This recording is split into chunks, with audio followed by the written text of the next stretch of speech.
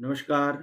श्राद्ध पक्ष प्रारंभ हो चुका है और पितरों के लिए तर्पण, पार्वण श्राद्ध और नाना प्रकार के श्राद्ध प्रारंभ हो चुके हैं। सभी लोग कर रहे हैं। श्राद्ध तर्पण क्यों आवश्यक है, पितरों की पूजा क्यों आवश्यक है, इस पे हमारी चर्चा होगी। और सबको करना चाहिए। तर्पण, पार्वण श्राद्ध, त्रिपिंडी श्राद्ध जो भी हो, जो भी श्राद्ध के निमित्त हो पाए, अवश्य करना चाहिए। क्यों करना चाहिए श्राद्ध? देवताओं की पूजा आप करते हैं, हम करते हैं, तो देवता आशीर्वाद देते हैं। भूमि हो, भवन हो, गाड़ी हो, घोड़ा हो, धन हो, धान्य हो, नाना प्रकार के आशीर्वाद देते हैं देवता। लेकिन पितर जब प्रसन्न होते हैं, तो जितनी भी पद्धति आप पलटेंगे उसमें उनका एक ही आशीर्वाद मिलता है। गोत्रन्नो वर्धनताम वेदाः सन्ततिरेव च। तुम्हारे गोत्र की वृद्धि हो, अर्थात तुम्हारे यहाँ वंश की वृद्धि हो। गोत्रन्नो वर्धनताम वेदाः सन्ततिरेव च। जो भी कुल खानदान में आपके हों वो धर्मशास्त्रों को मानने वाले हों, ईश्वर में विश्वास रखने वाले हों।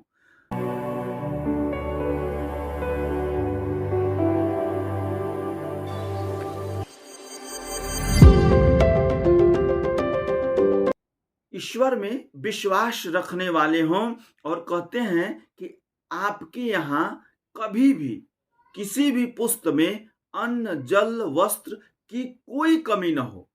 और अंत में कहते हैं कि आप किसी के यहाँ मांगने न जाएं, ऐसा मेरा आशीर्वाद है, ऐसा पितरों का आशीर्वाद है।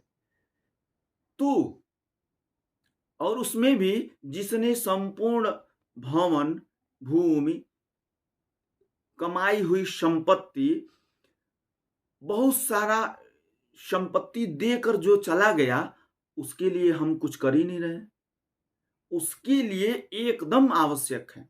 आप थोड़ा सा सोचिए कि आपका थोड़ा धन कहीं गिर जाता है तो कितना तड़फड़ा जाते हैं। उसी तरीके से पितर भी पितृपक्ष में अपने कुटुंबी जन, पुत्र पौत्र के इर्द गिर्द ही 15 दिन घूमते हैं।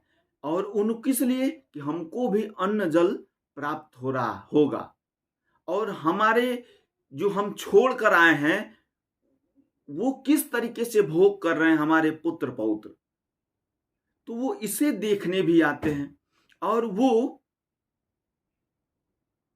अन्न जल पिंड के इच्छा से भी आते हैं। तो उनको यदि प्राप्त होता है तो आशीर्वाद देकर जाते हैं। गोत्र की वृद्धि हो, वंश की वृद्धि हो, सात्विक हो, धन वैभव आदि की वृद्धि होती रहे।